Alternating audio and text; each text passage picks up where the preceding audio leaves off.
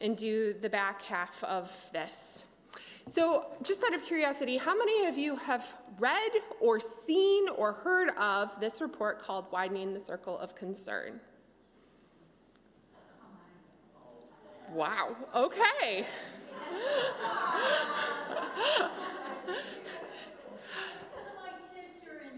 Your sister in New Jersey? What church is she at, Lindy? She's at that Summit. Summit is called Beacon. Beacon. Yes. With Robin Tanner, and Emily just left there, yeah. Yes, and I'm not surprised, because Robin Tanner did a lot of work in this. Okay, so my role here today is to kind of introduce you to what this report is, how it came about to be, and then Steve is going to talk about what the findings of the report were and move from there. So, Widening the Circle of Concern is a report that was written in 2020 after one incident happened, but it was really a decades-long a series of events that happened. I happen to have a particular perspective on this because at the time, in 2017, when the events that led to the Commission on Institutional Change, which is the group of people who wrote the report, happened, my director of religious education, I was actually in Morristown, New Jersey, not very far from Summit, less than 6 miles, and I was the congregational administrator there, and my director of religious education was actually on the board of the Unitarian Universalist Association when all of these events that led to the report and the commission happened. In addition, our minister was running for UUA president at the time, and my dearest friend Sophia Betancourt, along with Leon Spencer and Bill Sinkford, were 3 of the people who came in and they held the position of co-presidency, tri-presidency at the UUA after the resignation of the UUA president, and they were the ones that actually created and commissioned the Commission on Institutional Change. And my partner Elias just happened to be one of the commissioners on the Commission for Institutional Change. So my experience of this is a little different than what you might hear from public UUA sources. And I hope that kind of lends a greater understanding of what's happening here. So let me go really far back in our history. And we can go super, super far back if we really want to. But let's just start in the 1960s. So in the 1960s, like many denominations, Unitarians and Unitarian Universalists answered the MLK's call to Selma. When I had the telegram in my hands, actually, in Morristown when I went through their archives. They still had the telegram that they sent to all the UU ministers that called for action. And if you recall the story of James Reeb, he was a Unitarian minister who was killed in Selma. He was with 3 other ministers, Orloff, Miller, and Olson. Charles? No, not. He was a minister at Morristown after it happened, and I completely blanked on his name. They went to dinner, they were attacked, and James Reeb died, and it is said that he was the pivotal moving piece for actually allowing the civil rights bills to be passed into law. One can ask why a white minister dying was needed when Jimmy Lee Jackson was killed just weeks prior, but you know, racism and all that. After we showed up in mass, and there was controversy there, let's be honest. There were UU churches that forced ministers to go to Selma, and there were UU churches that told their minister if he, because they were mostly men, if he went to Selma, they would be fired. UU ministers had this, the UU denomination was not unified in how they thought they approached the civil rights movement. But after we showed up, what ends up happening is we become, and I am not joking when I say this, we became the most diverse Christian, because we were still considered Christian, liberal denomination in the United States. And then we messed it up. I'm not sugarcoating this for anyone. You can watch the documentary on YouTube. It is called The Desert, Journey Through the Wilderness.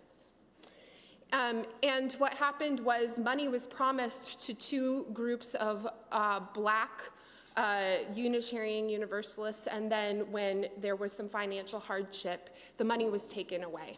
Promises were made, promises weren't kept, and we lost and became actually one of the least diverse denominations in the United States. That happened in the 60s. In the 90s, we had a number of folks raise some concerns around racism again. And at that time, a report was given. There were all sorts of things examined, and a report was given, and nothing really ever came of it. It just has kind of sat there. Ministers read that report as part of our formation, but it hasn't really been brought up. And then again in the early 2000s, some of these same the same concerns were raised, and a report was made, and yet again, very little happened with the actual report. So in 2017, I'm going to go broad here. I know more details, and if you want to have a conversation about this, we can someday.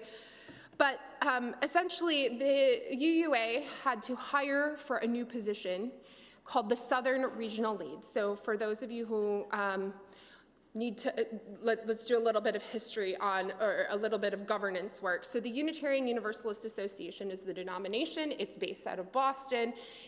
There are all different kinds of employees that work there. And then, spreading out, the denomination has regions. We are in the Mid-America region. There's the Southern region, New England, Central East, Pacific. I think that's it. And each region has regional staff. You have a staff lead, and then you have several employees underneath of it.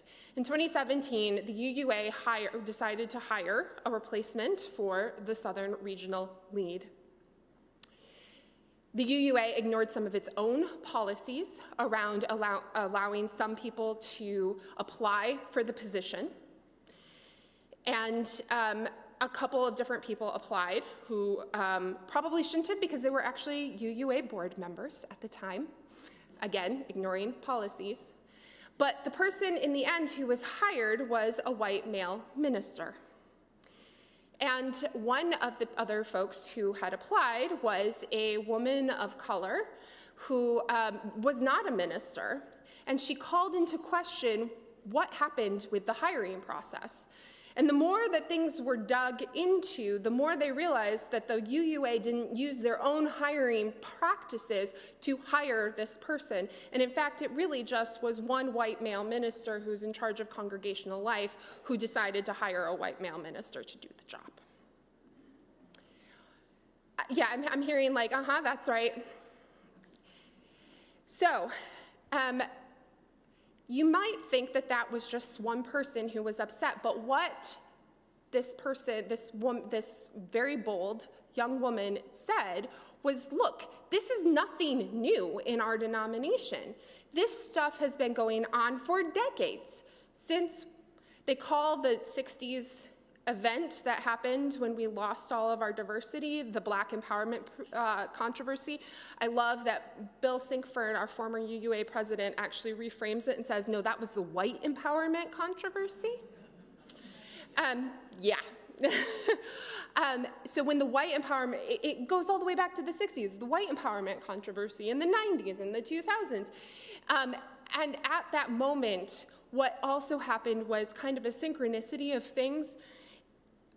People of color, women, people who have disabilities said, this is unacceptable. And the story of my life as a religious educator, as a minister, who is a person of color, who is disabled, who is a woman, all of those things have been I have been marginalized within our denomination, and I have experienced harm. And so when Cristina Rivera, who was the person who called into question what had happened in 2017, called that question, the stories began to emerge. And what ends up happening is the UUA president, the congregational life staff person, and the finance person, the CFO at the UUA, all resign. Some with some very big, fat severance pays. And the director of the UUMA, the UU Ministers Association, decides that he is also going to resign after he made some really ill-conceived statements. So it threw a whole bunch of things into question. 3 folks came forward to be a tri-presidency: Sophia Bettencourt, who is now our current UUA president, Leon Spencer, and Bill Sinkford, who was a former UUA president. The 3 of them decided to do the work that needed to happen to repair the what was happening at the UUA, but to repair some of the work that has happened, or some of the harm that has happened in our greater denominational spaces, they created the Commission on Institutional Change. And it was a process by which the group of people, the commissioners, were charged with investigating how white supremacy systems have been a part of our denominational history over the at least recent years, if not our history. If you want to even dig deeper beyond the 1960s, I can share with you some of Mark Morrison Reed's books, specifically on how we have made the path to ministry for people of color, specifically Black men, really difficult all the way through the 1800s and early 1900s. This is nothing that hasn't happened in any other denomination. Let's be very clear. However, we are facing our history, which is a very different thing that we are doing. So the report was published based upon investigations into the systems, investigations into stories. And last January, the archives were released. So you can actually go to the Unitarian Universalist website and read the stories of folks who talk about what has happened to them in Unitarian Universalism. So this is not just what's going on at our denomination, but these are also stories of religious educators of color who were harmed by their white ministers, right? We did a full investigation to rip apart all of the ways that white supremacy culture has happened. The report then took 3 years to research and be put together, and it is, this is actually Tina's copy. I have a copy in my office. There is a copy in the library. You can also get the whole thing electronically on the Unitarian Universalist Association's website. It has everything from high-level work that the Unitarian Universalist Association needs to do, and they've done it, which is what's so amazing. So our previous Unitarian Universalist Association president, Susan Frederick Gray, actually drastically changed the hiring practices and the composition of the folks who are actually in positions at the Unitarian Universalist Association, increasing diversity by like 60%. So we've done the work in some ways, but there are also ways that we need to do the work more collectively. And some of this stuff is cultural, long-term work around, say, our theology, because the report basically says exactly what Howard Thurman says, is that we don't have a shared theology around the inherent worth and dignity of every person. How do we do that work? All right. I'm going to hand it off to Steve. Mandy, could we ask just one question? Yes. Okay, there was a big event in the 1960s, which was the combination of Unitarianism and Universalism. Yes. And I'm just curious, during that time when all these things happened, did the Universalist Association have any effect on the inclusivity of the organization? Because you kind of went from UU, when it was just Unitarians, to now all of a sudden it's UUA, but this big event happened in there. Did that have any effect on the direction of the denomination? Well, so the event that led to the white empowerment controversy happened in the late 60s after the denominations had already been merged. Okay, Yeah, that's that's what what you were looking for. Yeah. But if you wanted to dig deeper into that, why it took so long for the Unitarians and Universalists to join was oppressive and racism and bigotry and all the things. Because Universalists were a poorer class religion than Unitarians, which were, in Boston, living, rich and, very educated. So there's a whole history there also. That adds to the drama. Yes. For sure. So, like Mandy said, this report was created, and it's a report that is a critique of the association.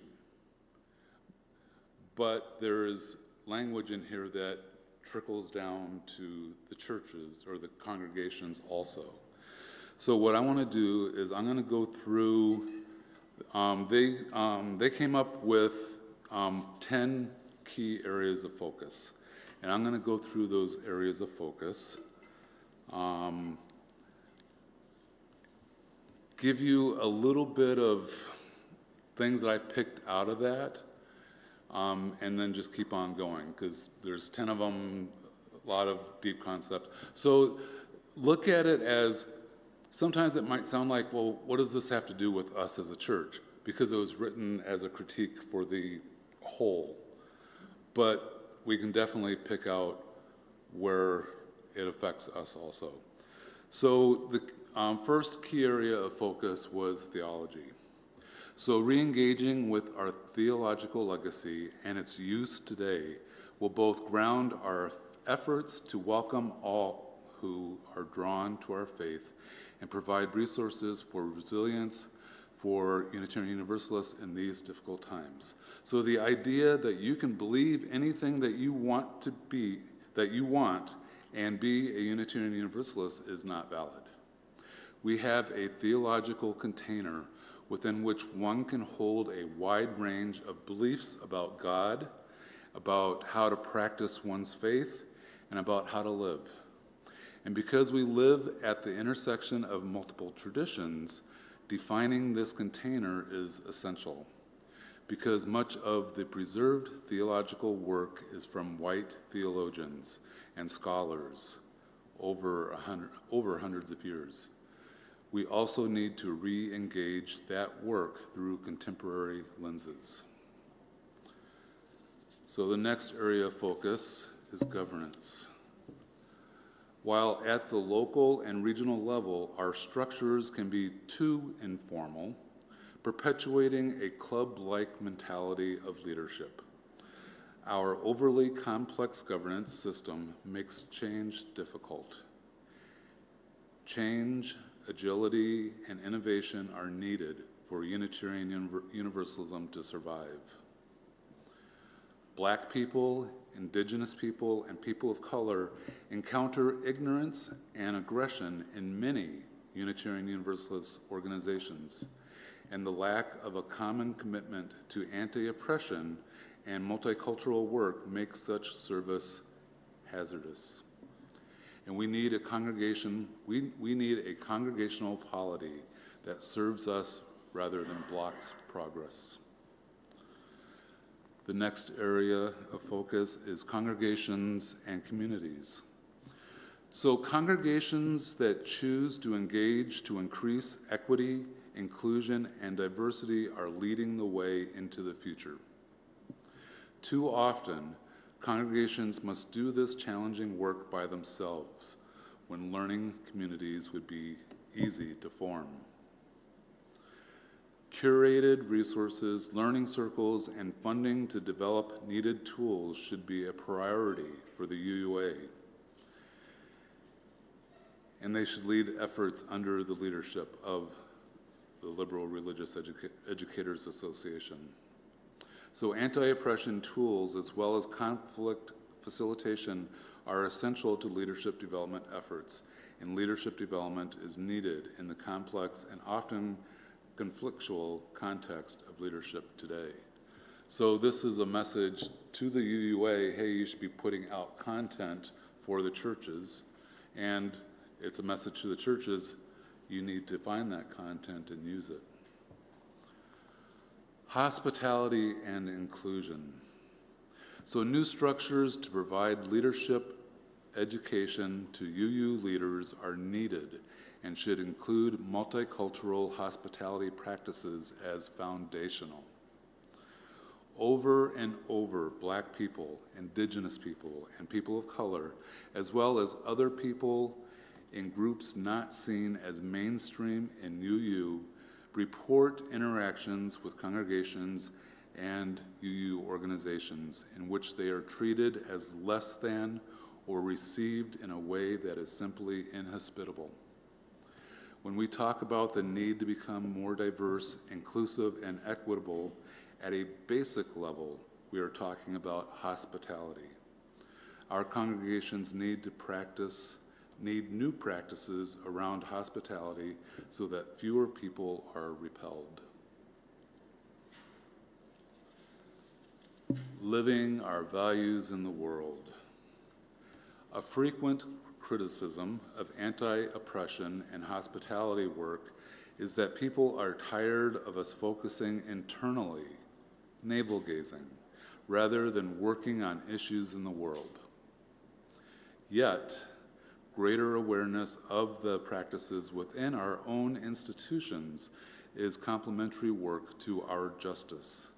We cannot do accountable justice work if we are not able to remain in good relationship with those most affected by the conditions of injustice.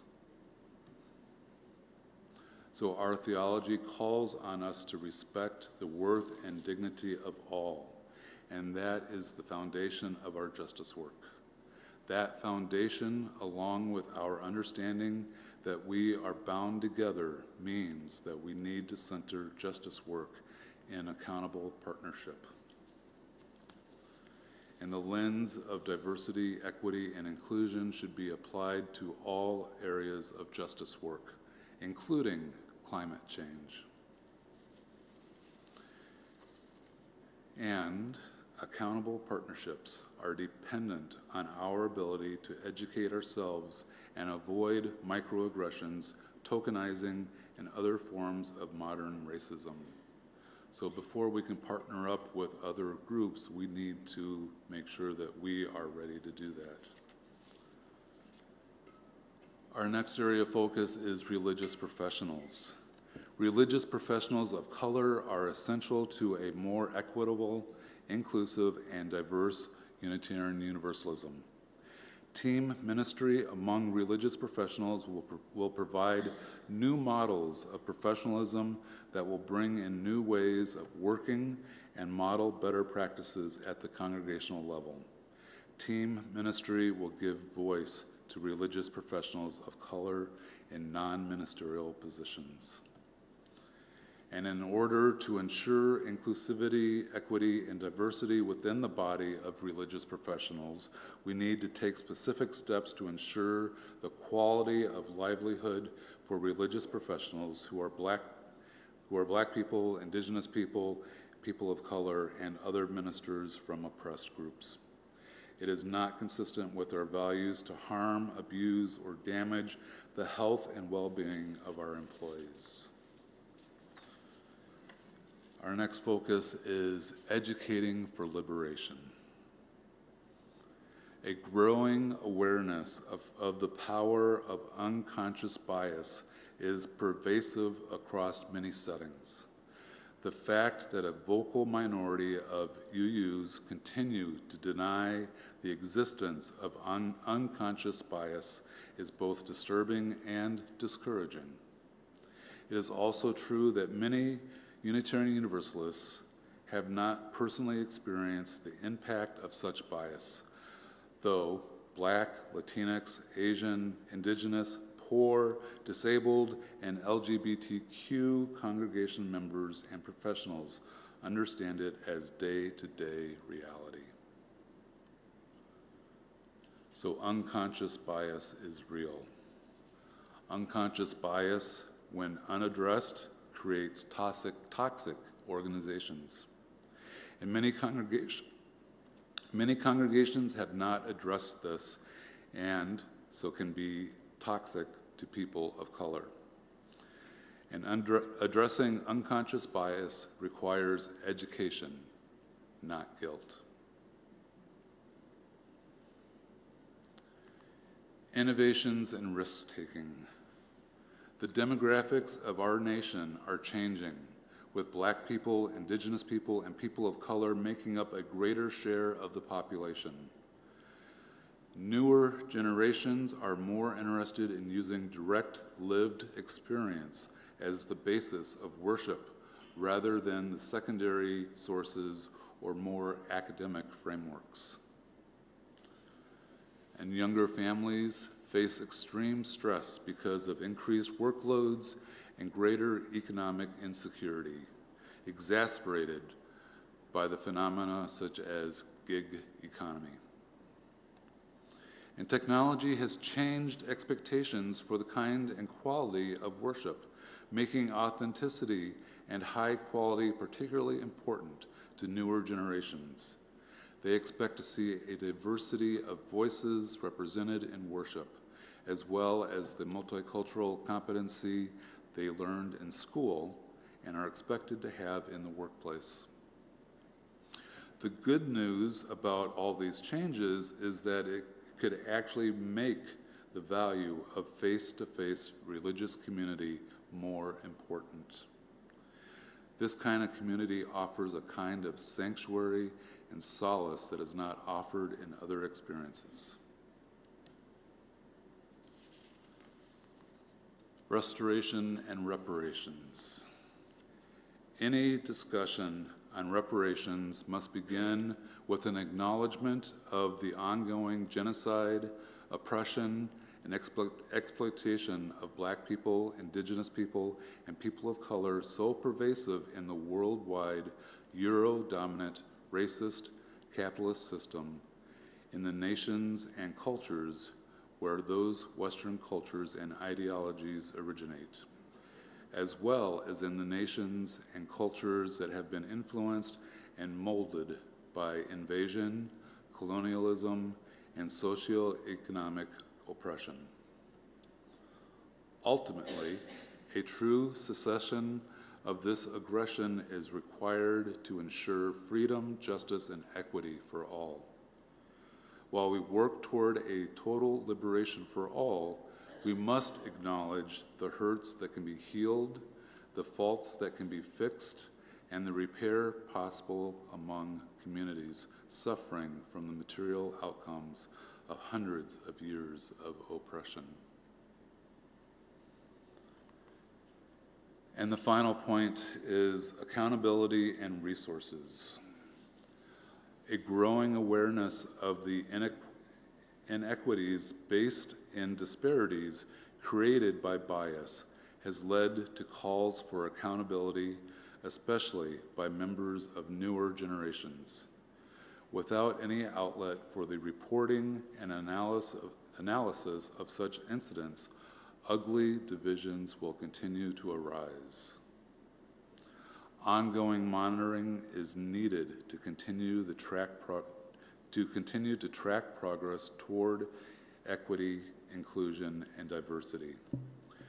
Continued assessment should be rooted in dialogue with groups representing Black people, Indigenous people, people of color, and other people marginalized within Unitarian Universalism.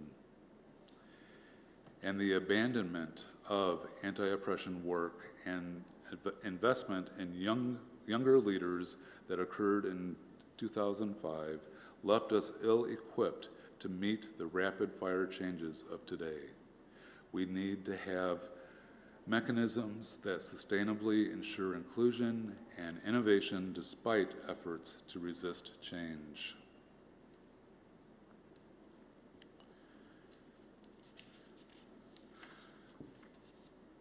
So with the report, we got this big book. There's also a study guide to go with it. a study guide and action guide. So the idea is that congregations take, look at the report and create groups within their congregations to study the report and look at what some of the action items that can be done. And it's actually broken into the parts of the 10 areas of focus. Yeah. Before we get to some questions, I just want to, you may be asking why now? Well, because the report hasn't disappeared. Unlike the previous reports that happened in the 90s and the 2000s, the report has not disappeared, and in fact, it has actually been enacted. The UUA has taken drastic steps to ensure that all of this work is continuing. And not just during Susan Frederick Gray's presidency, but even now, there is a listening session that's happening. Maybe it has happened, I don't remember. But there is a UUA session that's happening to talk about all different kinds of things. So one of the things that's being examined is how ministers become ministers, because the process to become a minister is long and expensive, and it is biased towards people who have privilege, right?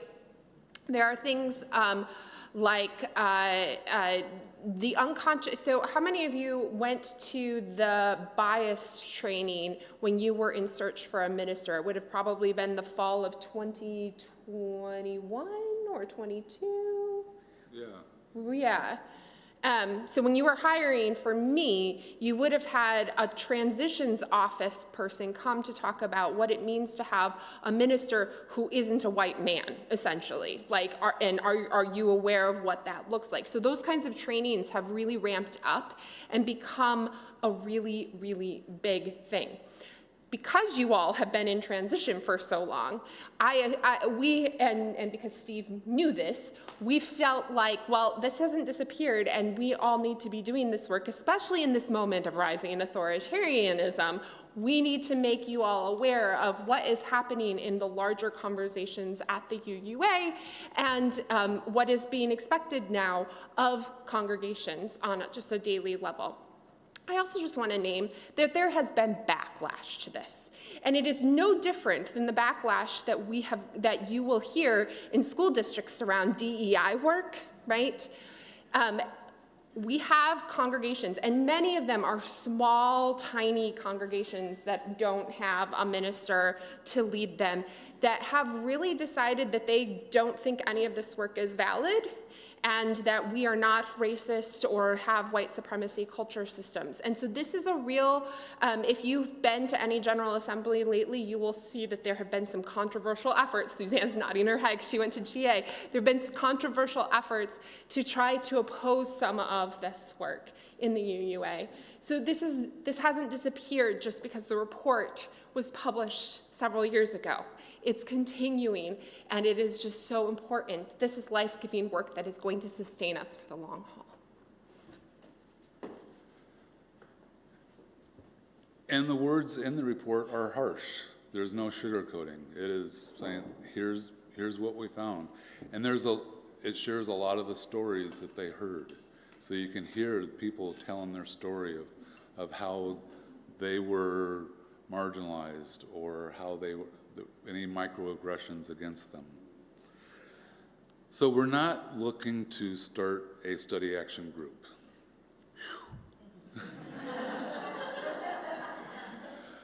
But we are looking to find out what do we want to do? What are our next steps?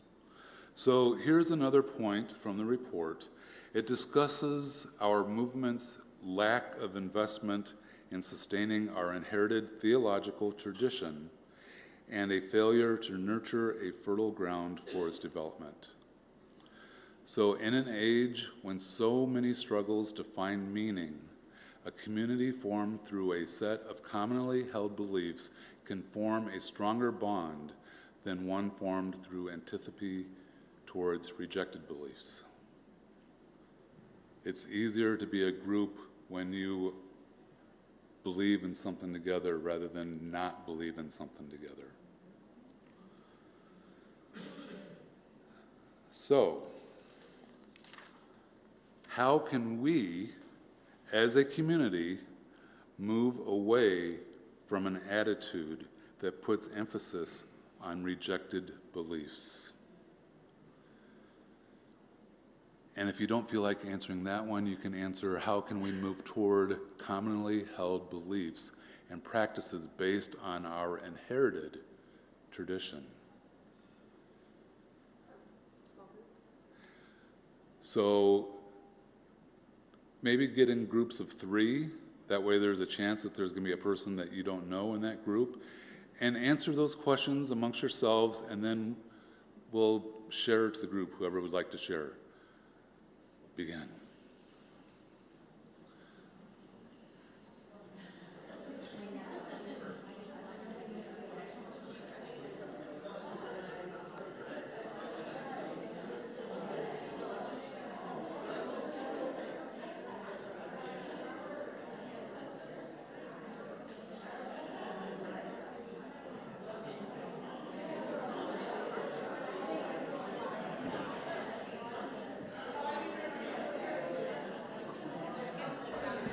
Okay.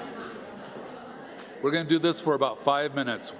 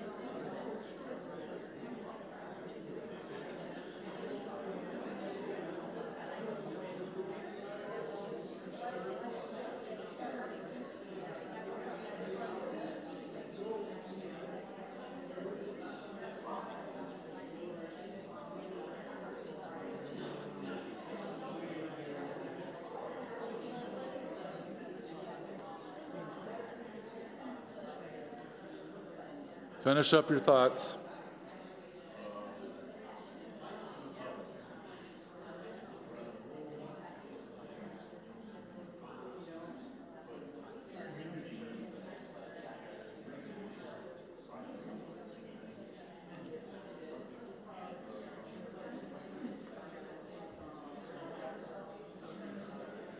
All right, it sounds like there's some good conversation going on. I'm glad. That's good. A lot of times you are put into groups and people just stare at each other for the first 2 minutes. And then they start talking about their kids. And so, who would like to share? What are your thoughts? Come on up. Come on up, Russ.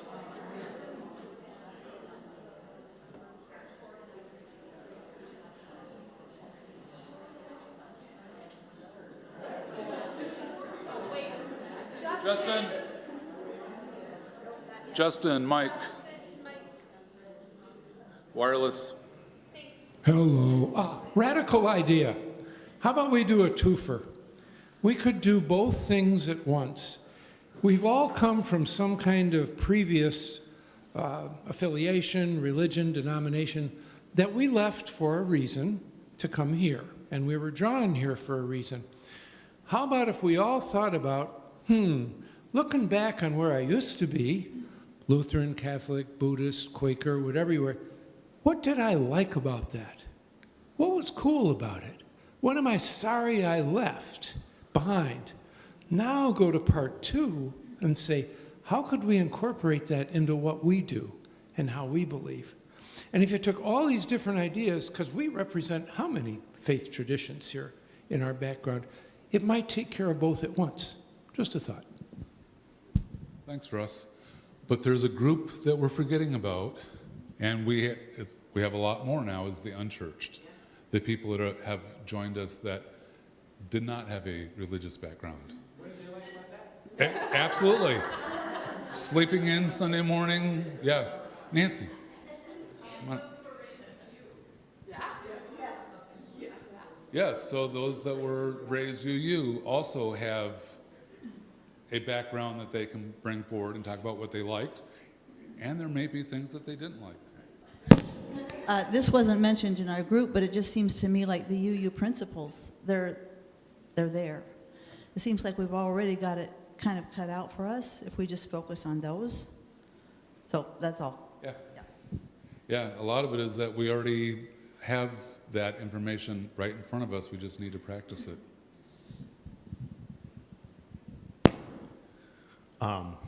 For that first bullet point, how can we as a community move away from an attitude that puts emphasis on rejected beliefs?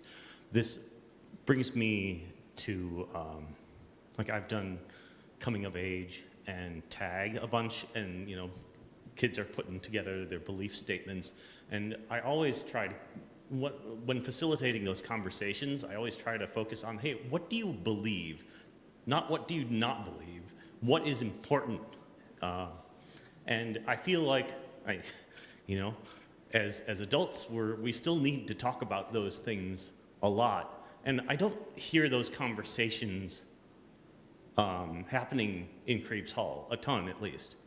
And so maybe that's where we need to start some of this.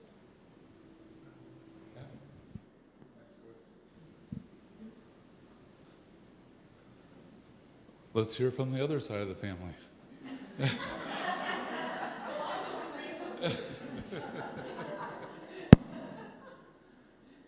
One thing that we talked about, sort of building off of what you said, honey, is that white supremacy culture, in my experience, tends to thrive on silence and not communicating about things. So talking about the things that are important to us, getting in touch with the people. There are people in our congregation who are members of every single marginalized community that you talked about, right?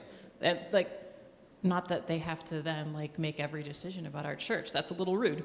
But talk to them, whatever your experience is, are you willing to share with us what you think we could do better? And not everybody's going to answer, and that's okay. And that's just the way people are, like Joe was saying in our group. But talking about the issue feels scary because that's how white supremacy survives, is that people don't talk about it. So we're really not conditioned to do it. And we were also talking about in our group that some training about how to talk about these things and be as unharmful as possible, and then just how to respond helpfully when someone says, hey, you know what, that was really hurtful what you said, and I know you didn't mean it that way, but ow. That would also be helpful, because then we can feel a little less afraid saying the things that we think, and hopefully being helpful. Thank you, Kat. So another question, and you can stay within the same groups, or if you feel like moving around and mixing it up a little bit, you can do that too. What kinds of programming and activities could help members of our community to gain a rich and deep understanding of Unitarian, Universalist, and Unitarian Universalist theologies?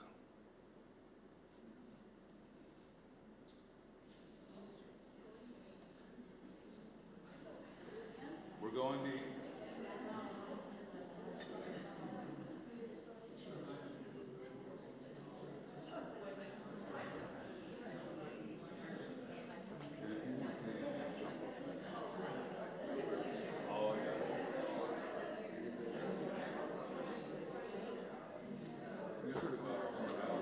Oh, yeah, we have one in our backyard, actually, by us.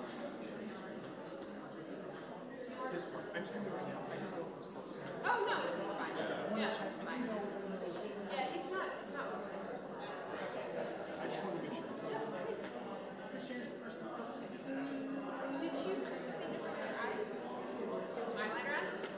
Cute. I like it. So we were nail polish shopping yesterday, and then I was super email. So we got home and was like, just put some eyeliner on. I was like, let's finish up. And then usually not come all the way out. And then this morning I was like, Eyeliner is hard to and then I was like, So, you're welcome. I love it. I don't know what the cops are. I think it's this. But the other day it was here. I remember that. That was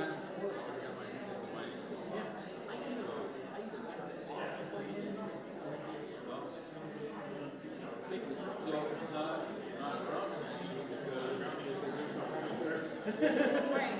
But the other day, it was a like few weeks somewhere ago, like it was here. like here. It felt, yeah, it was hot. It was the same I bet you it's this connection right here. Bet you that's my problem.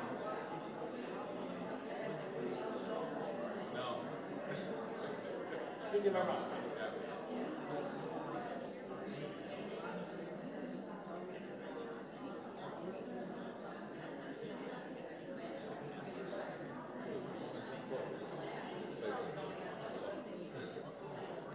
I'm actually just curious.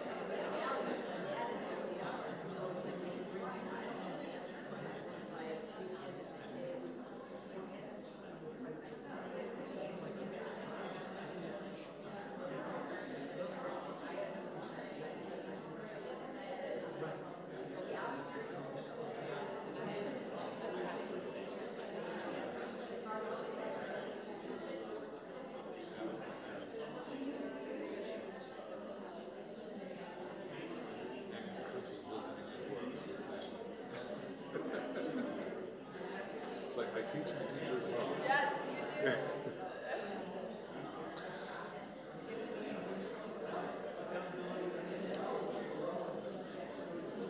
We'll give this another minute.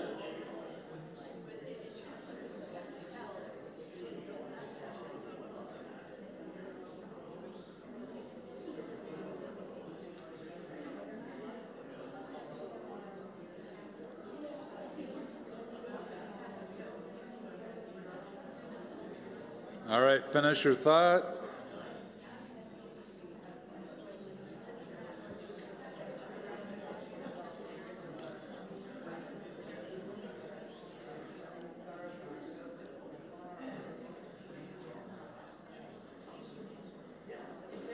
All right, so what kinds of programming and activities should we be doing here in our community, our church community, or our community at large? What can we do? What would you like to see? Mary, come on up.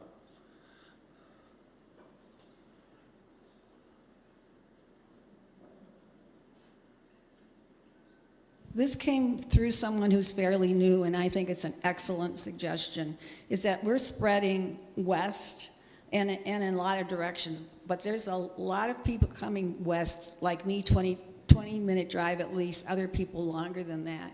And I think if we're going to do this kind of thing, have these kind of groups where we're trying to build community and build a connection about what we want and how it should be, she had a great idea of we need to have them localized.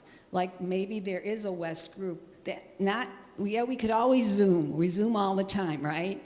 But not Zooming, having, homes or whatever where we meet with 8, 10, 12, whatever the amount of people is, but in your locality for getting to know each other and also have a purpose of what programming that we're working on. Maybe it's about this very thing. Maybe it's about those 2 questions. But I just thought it was a great idea. Mary?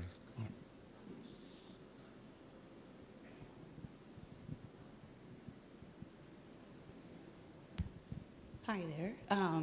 My name's Vanessa. I'm kind of new old UU. I was fortunate enough to grow up UU, and we've just kind of recently been returning back, and I'm happy to join a membership in March. And talking to our lovely group, and it seems to be a lot of a common theme, and I'm actually going to go off of a little bit of what Mandy said at a talk a couple weeks ago about how to really understand other cultures and understand what other people are feeling and trying to hold conversations and talk to people to get information without being offensive or causing problems where it's uncomfortable.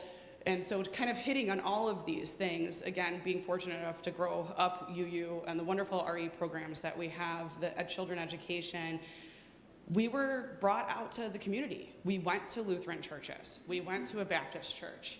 We went to the south side of Chicago. We were at the women's shelters volunteering, and they echoed kind of the same thing in our group of just being in these places and inviting the overall community to be with us and come here, give a talk. Whether, for example, there's a woman that I know, she's an Indigenous person, she would probably love to come give a talk here. And so really being with these other cultures and these people and allowing the conversation to naturally happen versus asking questions or having some kind of drive or underlying motivation, they will tell you their story and they will happily do it. And especially the food banks, those are the biggest ones that warm my heart of just, they want you to be there and just sit with them and talk, and you will learn more about what has happened in their life of, demographic issues and you name it, and what we could do possibly to help bridge those gaps or add something. I think that would be worth looking at. Of who could we have come here? Who could we go out and visit as well? Thank you. Yeah. And we can go there sometimes too.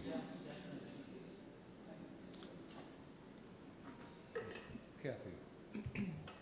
My name's Kathy. So when we came here, I come from a traditional evangelical Christian background, and I love this question. I think we need an adult ed religious track that's like foundations, because most of what I learned about Unitarianism and Universalism was actually in the membership class when Mandy spoke and they shared about that history. And so I want to go deeper and connect a theology. What is our theology and how does it relate to our values and our principles? Like, what's the basis of those that makes us more than like a club that has these values? What makes us a church? That's theology to me. So I also like the idea of doing it in smaller groups, because the way you learn is by teaching. So I think we could have it here or we could have it in smaller groups. It means we would need to sign up to help to learn and teach those topics. I think it'd be great. Well, Kathy, it just so happens that later this spring we will be having a Build Your Own Theology workshops. Robert. I was thinking about Unitarian Universalist theology can be kind of dry if you try to teach what happened in the 1700s and 1800s around was there a Trinity or was there not a Trinity, or was there heaven or hell? It might not feel very relevant to people's personal lives nowadays. But yeah, that's right. But we were talking about how for a lot of people, that might be the first time they've ever heard it questioned that there's a hell or that there isn't a Trinity. So it could be relevant, maybe. And I was also thinking about our statements of conscience. If people in our communities actually heard about, hey, you want to come to a discussion on this statement of conscience or that statement of conscience and why our congregation voted to approve it, that might be an interesting way to wade into some of our beliefs and how they're relevant to today's issues. Thank you, Robert. Mandy? Theology is actually really relevant. I spent this week reading some Thomas Aquinas and his views on law because of what's happening in authoritarianism. The answer is who's teaching it and how they're teaching it. That is actually the bigger question. I just have to put a plug in for theology, sorry.